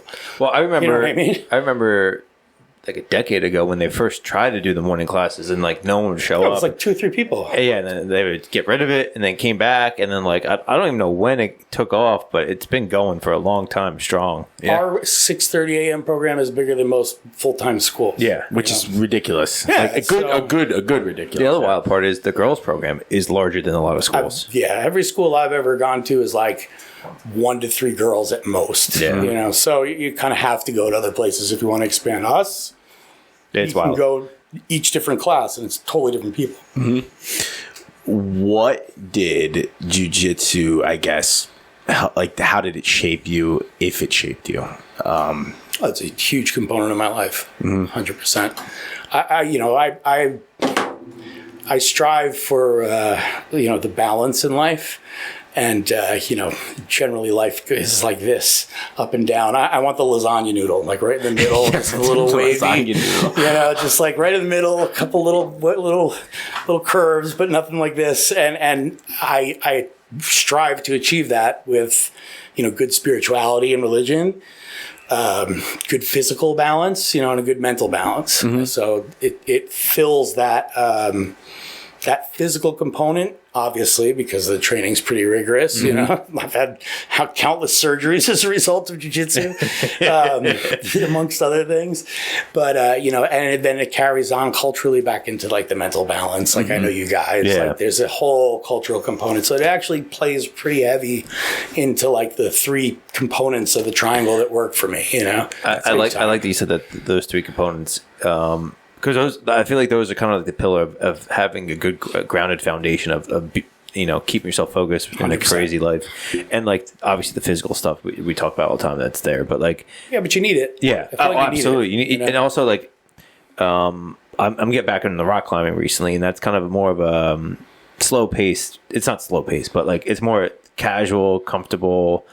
Whereas jiu-jitsu, you're fighting people, you're getting that aggression out, that stress, all that shit, you're getting the fuck out. But you have the camaraderie. How many of your friends, like, that's the funny thing I laugh about is the majority of the people I hang out with is all from Pure, So you got the community, the camaraderie, and then like, you get done from a day of training and you're just like, you're talking shit with your buddies at the end of class, hanging out, whatever, shooting the shit. And end up talking to someone about some random topic, and you end up there. Oh shit! It's an hour after class. Yeah. No, I love it. I agree with that component of it is huge. It like carries over in all the others, and I find I'm big into meditation. But meditation for me is not. It's like a multifaceted thing. It's not just like, sitting in a lotus position and like, saying some mantra. Sometimes it's just shutting down for 5 minutes. But I like active meditation. So I find that with like motorcycle riding. I find that with jiu-jitsu. I find that with like a lot of activities, because when you're doing those activities, you can only focus on that activity. When you're riding a motorcycle on the dirt or on the street, you have to focus on riding that, and everything else goes in the periphery. And I find that when I train, I can come in and my brain runs 100 miles an hour. I wake up at like 3:30 in the morning. It runs all the way through till I go to sleep at like 11 o'clock at night. I don't function with a lot of sleep. So my brain's always going. And the only places I can find to shut it down, aside from I do set aside time every morning to meditate, but the problem with that meditation is not a problem per se. It's just that you do it and you get up and my phone's ringing. You know what I mean? And I pivot right to work or whatever the heck I'm doing, even if it's letting the dogs out, whatever. When I go to train, I only think about training. And my head is completely clear, and it doesn't always fix my problems, but it takes me out of it long enough that sometimes I can decompress. So I find it to be just an awesome active meditation that I practice. Absolutely. It's huge. Yeah, I think that you're talking about the spiritual. That's that spiritual component. 100%. I'm very like God conscious, but God conscious and spirituality and religion are 2 different things, or God and spirituality.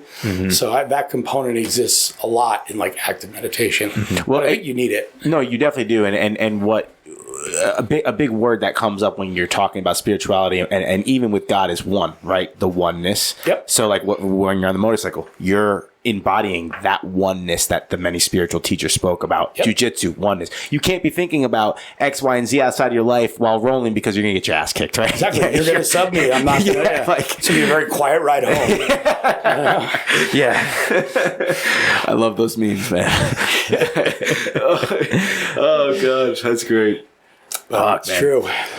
When you got your black belt, did you feel, because everyone always says they have like a different response to it. Did you feel anything change, or did you just come back and like, nope, all right, it's another day of training. The color of my belt changed. I had imposter syndrome. I didn't feel like a black belt. Yeah. The experience was amazing. I felt like I earned it, all that stuff, because they wouldn't give it to me if I didn't. But there was depth for me, and everybody's different. You know, there was definitely like I wouldn't call it a grace period, because imposter syndrome is not graceful. But, you know, like I initially didn't feel like a black belt right away. You know, it didn't change my training any. It was just the next day I showed up, put a different color belt on, stood in a different spot, and did the same training I did the day before. But, like, you know, when I would process it, I was like, am I good enough? You know what I mean? Like, am I a black? Like, I don't feel like one. I feel like every day I would go train. Yeah. You have to go mature. You have to I had to mature into it. You know what I mean? Like, and I had to convince myself, you know, and again, they wouldn't have given it to me if I didn't earn it. But, you know, in terms of, I hold myself to a different standard, you know what I mean? And my measuring stick didn't right away go to like, yeah, I'm a black belt, this is great. It was more like, are you really a black belt? Yeah. I think that's like probably what I hear a lot of when I speak to like black belts like that. They always say the same thing, right? And but that, you know, Shorty Rock had a post one time. This was like years ago, and it was the different colored belts. And then like white belt was, I'm new and I don't know shit. I forgot what like all the other colors were, and then it was black. It was like, I'm new and I don't know shit, but I'm willing to learn. Like, you know, like it's like there's a constant growth to it, I guess. But I think that applies to most things, you know, without being like a philosopher. I mean, the longer I stay, it's the same with medicine. The longer I stay in medicine, the less I know. Yeah. You know, and the more there is to learn. So it's like, as you get, I think as you increase your knowledge base and your comfortability with your knowledge base, you find out that there's so much more. You know what I mean? And what you thought you knew it's not the same. You know, what I was striving for as a purple belt and a brown belt is not what I'm striving for as a black belt. I'm looking to be simpler. I'm looking for more basics. I'm looking for more, you know, and the same applies to medicine or anything else that I practice, because I do a lot of different stuff. You know, it's like the further you get into it, the more you realize that there is a whole other set of standards that apply at a higher level that you can achieve, you know. So I think that's an overall thing. So basically what you're, to summarize it, the more you stay in something, the more expert you become, the more you realize that you don't need to do too many things. Just keep it simple. And then that's whatever the job requires, just do that. Is that what you're saying? So yeah, I think knowledge is humbling. You know, if you really, I mean, when you say you have humility, you usually don't. But, but you know, my experience, you know, contrary to what I just said, is, you know, the more I've invested in different paths, and like I said before, like I don't half step anything. It's almost a detriment sometimes, because if I get into something, it's like I just go too far, too fast. It's like, slow down, guy. Like, you got 10 other things you're doing. But you know, the further I've gotten into stuff that I've really like kept consistent, like I can measure it in jiu-jitsu, or I can measure it in medicine or something else, you know, the more that accumulation of knowledge humbles you that you really don't know. And I find that it kind of right sizes you. You know, like I didn't find myself pushing my chest out more as a black belt or as an advanced paramedic. If anything, it's made me quieter, you know, and more available to the idea that I don't know anything. Whereas if you asked me the same thing as a 5-year paramedic or as a blue belt, I thought I knew everything. You know what I mean? I thought I could go after everybody. And now I'm like, slow down, buddy. You know, so it takes you in a weird direction. If I had known that, I don't even know if I would have completed a lot of stuff I had done, because I had a big ego, you know, but it right sizes you. Fuck. Yeah, like that ego drives you to do those crazy things, the fun stuff. Ego's awesome. Yeah. I probably wouldn't get a lot of stuff done if I didn't have it, but it also gets in the way. Yeah. You get it's a balance. It's a balancing act. So I'm also another person that likes to get into new hobbies all the fucking time. Like I was saying, I'm getting back into rock climbing, mountain bike, all that crazy stuff. What's some other like random hobbies that we haven't talked about that you do or did for a little bit? I know you're big into dirt biking. Yeah, my latest has been dirt biking. I now have a garage full of motorcycles. But that's like a little different. Like I got my kid into it. You know what I mean? So that was one of those like cool. Well, I like doing it. I'm also spoiled, but you know, I kind of did that push to get my kid active. Yeah. You know, we were living in Livingston before we moved out this way, and like the culture there is Yeah. not the same. I grew up in East Hanover. Yeah, so you know what I'm talking about. And, my kids, I didn't really personally like the way my kids were coming up. I don't really like that social structure. Mm-hmm. So when we came out here, like I wanted dirty sneakers and I wanted freaking grease on their hands and, cuts and bruises and stuff. So that's what kind of pushed, like hands on. So that pushed me into dirt bikes, which I'm pretty wild about anyways, because I grew up riding them. But I don't know. I'm one of these people like, I've just done so many different stuff. Like, it's funny. So you're asking about something. So one day I was at work and I was like, I'm going to learn how to play the banjo. Let's go. I swear to God. I'm not even kidding. My old partner, he was like into bluegrass music and I'd always play it on the radio. And like I was digging it and I was like, I'm going to play the banjo. And he's like, why the hell are you going to find time to play the banjo? You work like 2 full-time jobs, this. So I went and bought a banjo and I sat in the garage every day between jobs and I learned how to play the banjo and I got pretty proficient at playing the banjo. Yeah. So, I've recently had some life changes. I got a little bit more time on my hands and I was like cleaning out my basement and I was like, oh, there's my banjo. Yeah. So I brought them upstairs. So now what do I do? Say banjos, like plural? I can't have one of anything. Sorry. Yes. Yeah, it doesn't work that way. I feel you. If I buy a rash guard, I have to buy like 3 more just in case. It's the same there. I got 4 banjos. Nice. So, but I was really into it and I was getting good. I mean, like, I don't think anybody would have put me in their bluegrass band, but, for a guy sitting in the garage that was learning from whatever the hell I was doing, I took a couple lessons, like I started doing it again. So nice. I busted it back out. So yeah, I've been into like really, I'll just try anything for the most part. Yeah, that's one of the things I was telling you, I think, a couple months ago. My buddy gave me his guitar, so that's one thing I was trying to teach myself. I fell off the horse a little bit. But do you find that as like another meditative activity? 100%. Yeah, I look for those things like, I don't want to call them distractions, but, I have a really active mind and it often works to my detriment. Like I'm very self-destructive by nature. If you isolate me for a long period of time, I become naturally self-destructive. And that's a pattern that I've had throughout my life. I'm sober these days. Like it's taking me down some pretty dark pathways. So I find that I look for these things to focus on to get me out of myself just a little bit. And I think that's part of where that like impulsiveness, where like I can't just play the banjo. I literally have to do it every single day, just like jiu-jitsu. I'll go every single day. I'll go injured. I won't stop.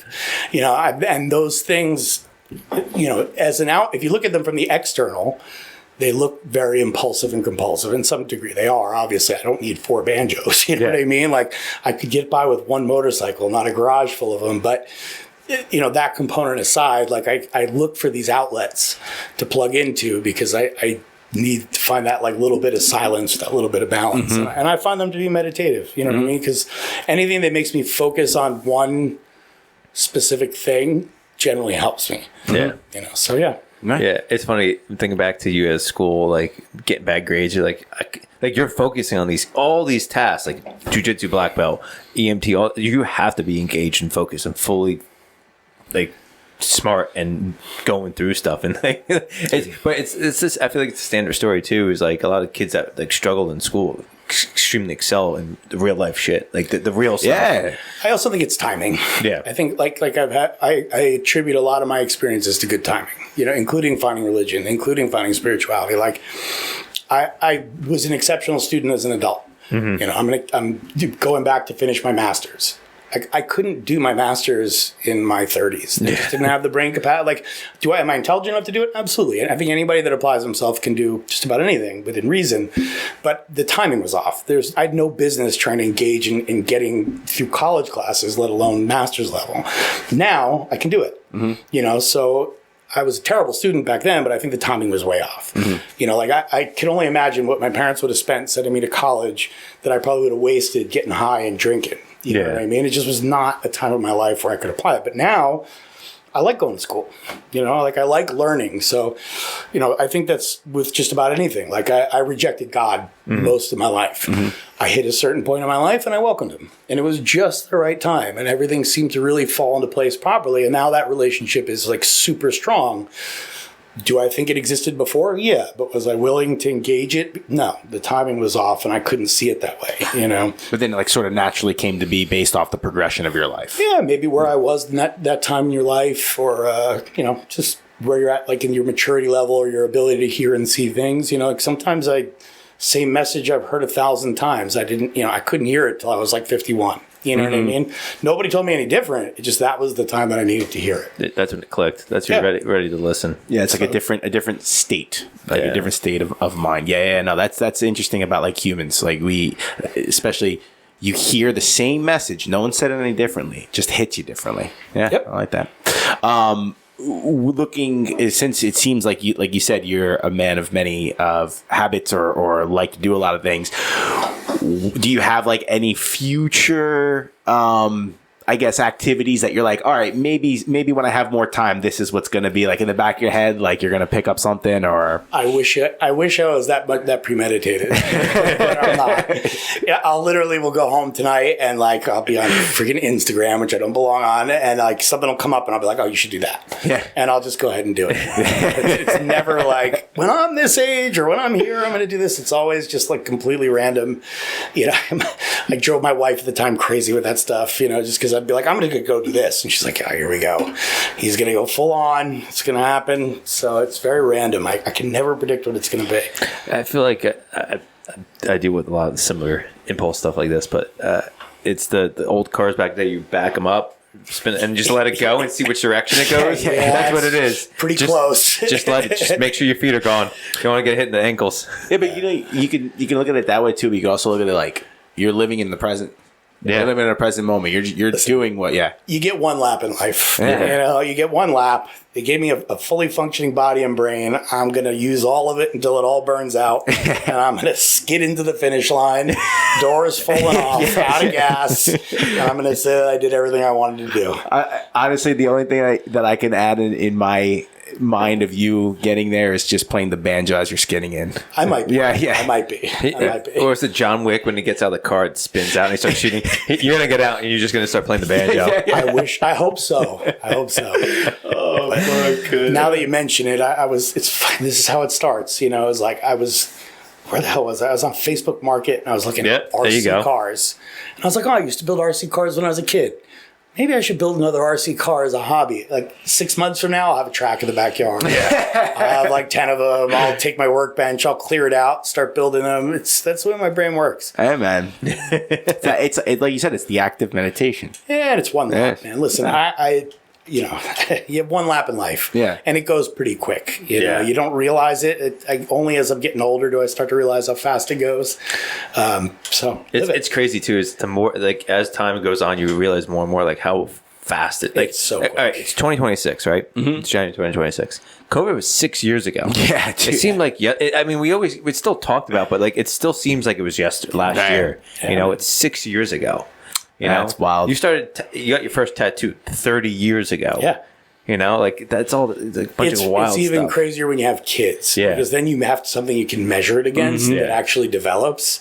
You see yourself, like I'm only seeing myself now. I'm starting to see myself. And I'm like, okay, that you've been around 5 decades. Mm-hmm. You can look back on 5 decades as a really long length of time and start to measure stuff personally. But, and it's not something I did naturally. It's just like at some point my brain clicked and I was like, oh, you're getting older. And your perception immediately changes, so it's weird, but nothing quite changes your perspective of how fast time goes till you have kids, because you see them grow up in front of you and you're like, oh my God, this is happening really fast right in front of me. Like 1 minute they were this little helpless thing and now my kid's basically like snarling at me, Yeah. So it's like the 5-year-old, like you're the best person in the world, and teenager like, stay away, don't talk to me, I know everything. I have a 12-year-old daughter at home who's like daddy's girl, and now she's just like, leave me alone. I'm like, what do I do? That was I hear the stories all the time. I'm excited to experience that. My I just have a little niece. She's like 6 weeks old now. So, but like some friends from the gym, like 3-year-olds, 4-year-olds, and like, dude, they were just born yesterday. Yeah. Now they're walking around talking and having conversations. It's crazy. My mom was always like, oh, you're my little boy. I'm like, Mom, I'm 40. You know what I mean? Like, and I'm covered in scars. She's like, you're my little kid. But now I understand it. And that's the first thing I said when I had my son. I had him first. And I looked at my wife at the time and I was like, now I get my parents. Yeah. Like, now I understand it. Yeah. And what sucks is there's no way to tell that to your kid to like to communicate. It's like you couldn't tell it to me. What makes you think I'm going to tell it to them? But it's like once you get to my spot, you'll understand. It's like whatever. No, I know. It doesn't matter what you say. They said the same thing to me. Yeah, And I was like, it always is the case. There's nothing Yeah. you can do. You can't communicate. Like it's like teaching someone what it's like to be a black belt in jiu-jitsu. You can tell them what jiu-jitsu is like, but not what a black belt is. Yeah, you have to get there. Yeah. It's for you. It's the truth. It's like your journey, right? Yeah. Fuck. Part of it. Yeah, that's awesome. And I know I know your son. I think your daughter used to train, or your son definitely still trains. Both of them train. Okay. My daughter actually started. She started with judo and jiu-jitsu. Actually started with judo, which she was doing really well at. And then she got into the jiu-jitsu program. She still goes, a lot less. And my son is now more into it. You know? Yeah. But he's still not quite at that point where like I still got to push him a little bit to go, but he's starting to. He's so much nicer than me. Like I'm naturally mean and he's not. So it's like getting that little bit of like competitive meanness in him. Like, well, he's training with the adults now. Yeah. Right? He's training with us. He's doing well. Yeah. And it's cool because now he's starting to understand it.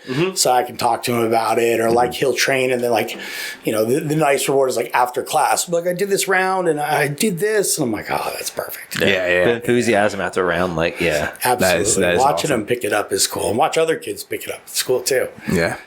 It's gonna be like a generation full of like very well behaved savages almost. That's the idea. Yeah. Hopefully. That's the idea. Yeah. Yeah, but then you got, I mean, what do you think? 1% of the kids train? But 1%, yes, but 1% can make the difference. Yeah. Right. That's better butterfly than zero. effect. Yeah. That's how Yeah. I see Zero, it. yeah. Yes. Yeah. It's just like, I do know a lot more kids that train, but it's mostly people that that train themselves, you know? So I don't know. The culture is changing a lot with that, so we'll see. Yeah, you know, it just came back to my head right now. It's so random, but it's what your story before. We're talking about like the humble, like being a gentle savage, right, from jiu-jitsu. How funny it is to think about that someone like talk about humbling, right? You would defend yourself, beat the shit out of someone, and then help them as the paramedic. I'm going back to the Las Vegas. That shit that's wild to me. Imagine getting your paid ass to do it. Yeah, and you're getting paid. Like we say it all the time in jiu-jitsu, right? Oh, it's so humbling when someone else is you're at their mercy. You can't beat them, right? It's humbling, right? You not only beat the shit out of them, but then was like, hey, buddy, let me help you. And then you're about to get arrested. Let me secure your arm. Yeah. Much snapped. That was an interesting environment, to say the least. Fucking love it, man. This is fun, man. I got to learn a lot about you. We got to learn a lot about you. That because we say this all the time. We have people that come on from the gym. We know them from the gym, and unless you like develop a relationship outside the gym, you don't really know who they are. And then that's why I like when you came on. You're sharing a lot of cool stuff. Got to learn a lot about the paramedics, about your cool hobbies, your banjo. It's gonna be the Foxy Garage or something. That's gonna be the band. The Foxy Garage. The Foxy Garage. Sounds like from the 70s. I'll take it. It's on after it's on after Charlie's Angels. Yeah. We got Fox playing the banjo, and you got a bunch of girls on dirt This bikes. is a good show. Girls on dirt bikes jumping behind him. And then if someone falls, you patch them up. We'll incorporate everything. Oh, that's take it. funny shit, man. Awesome. Is there anything we missed? I don't know. I could go on and on. A lot of different tangents in my life. So unless you're asking, I don't know. So we normally the same thing every time is like, is there any like takeaways? Anything you want to end on? A note, a comment, a philosophy that you want people to take away as like a final parting word or like a piece of wisdom? It's like I just said before. You get one lap in life. Make it count. And don't quit. That's what I've learned. Love So that. I just hold to those two things, and life's all right. Hell yeah. Awesome. Thanks for coming on. Thanks for sharing your story, man. My pleasure. Awesome. Folks, you heard it here. You get one lap in life. Make it count. Love it. Do your best and just have some fun and enjoy your life. Episode 211. We'll see you next week. Love you guys. Thank you.